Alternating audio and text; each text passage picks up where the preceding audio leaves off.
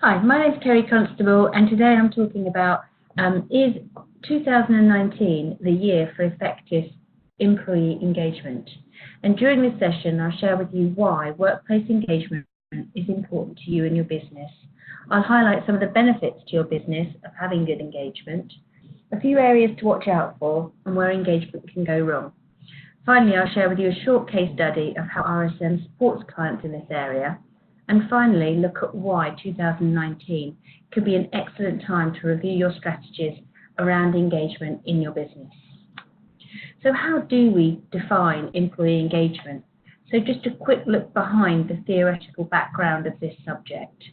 It's an approach to improve an employee's feelings and attachment to their job, their duties, their position, their colleagues, and the organisation itself. It's a combination of their commitment to the organisation and its values, and their willingness to actually help colleagues. When people are truly engaged, there's a flow and an energy about their work, which can become highly productive and really good for their mental well-being at work. As HR consultants, we've been looking at employee engagement for many, many years, so it isn't a new concept. And the core components of engagement are in front of you now on the wheel.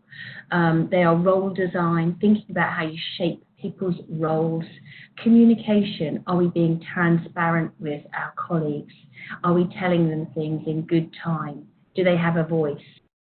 And leadership, having supportive, regular feedback is really important to keep your employees engaged. And is there a trust, a transparency between management and other groups of workers?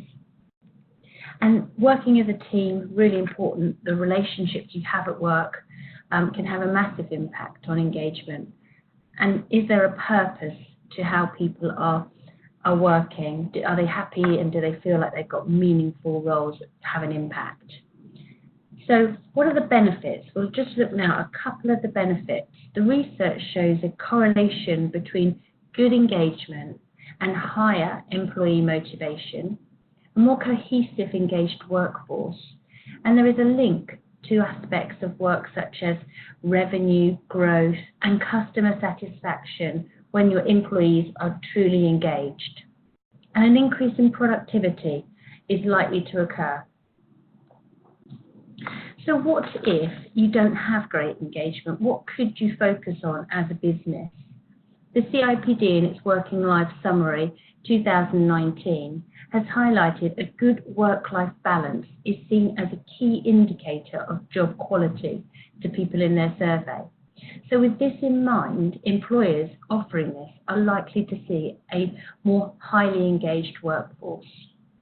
Fair pay also came out as ranking very highly in terms of being important to people. So having robust reward strategies, pay benchmarking or families, formalised approaches to pay that show employees, as an employer, you are fair and transparent, will really tick the box in terms of job satisfaction. The CIPD reports that those who are happier with their pay are also happier with their job overall. And purpose, having a meaningful job, work that can actually help towards your engagement.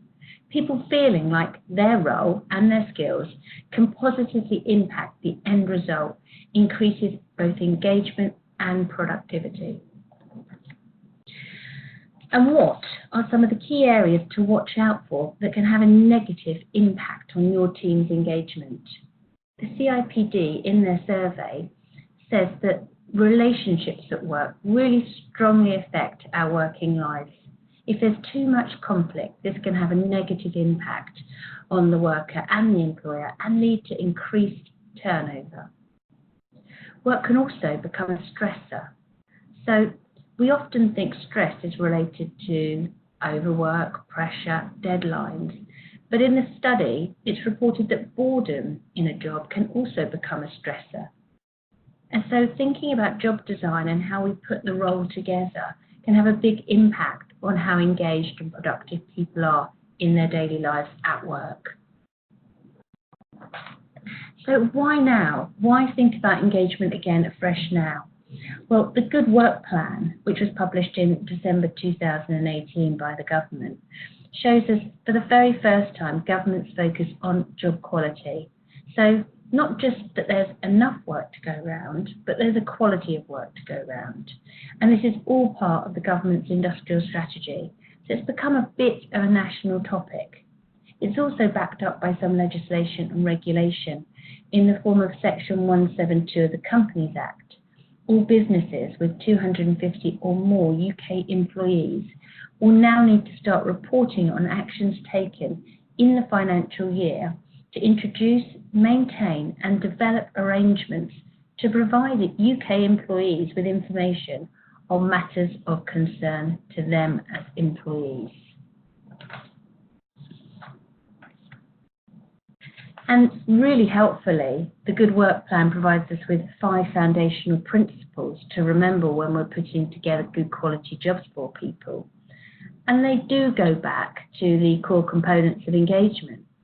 There's voice and autonomy, there's fair pay, there's participation, looking after people's well-being, safety and security, and their job satisfaction, all provide a good quality of work to individuals.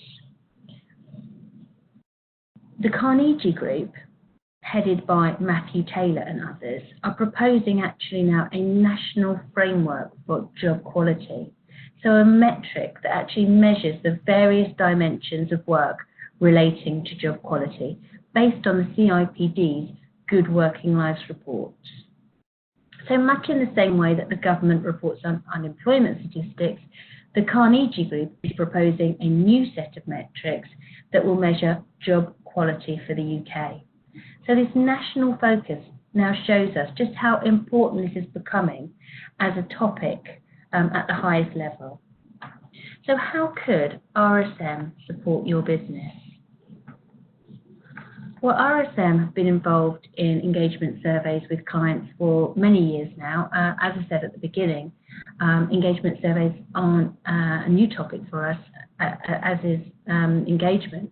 But this renewed interest has made us think about engagement in a slightly different way, taking into account the Good Work Plan and the Carnegie Group's proposals. Now, this is a case study of a larger annual employee survey that was carried out by a company, along with some smaller pulse surveys as well, quite popular with different companies to actually use pulse surveys just to take a sound check on a small issue at a given point in the year.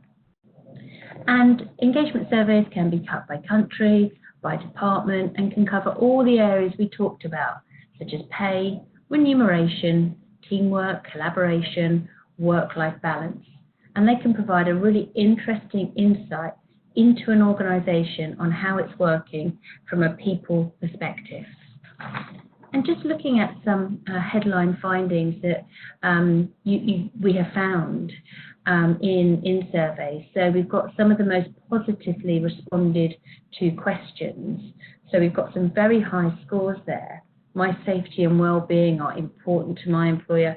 92% of the population of this workforce believe that to be true. And then on the flip side, some negatively responded to questions. Are you satisfied with your financial rewards? And the percentage being substantially lower at 12%. This shows a company where perhaps it may be falling short as far as their employees are concerned, and shows them where then perhaps to focus their efforts going forward in order to improve engagement. Mission and values. Senior leaders are always, I find, very interested in trying to work out if everybody really does understand the overall direction that the business is headed in, and have people taken into account the values, and are they living by them, and are they enjoying their work. And so questions such as, I understand the business's overall direction at this present time, can be really useful to put into a survey to try and ascertain as to how your employees are feeling at a given point. And finally, In addition to working with employers on engagement surveys, we also work with senior leadership teams creating and facilitating conversations around engagement, carrying out workshops, focus groups, and doing some general coaching.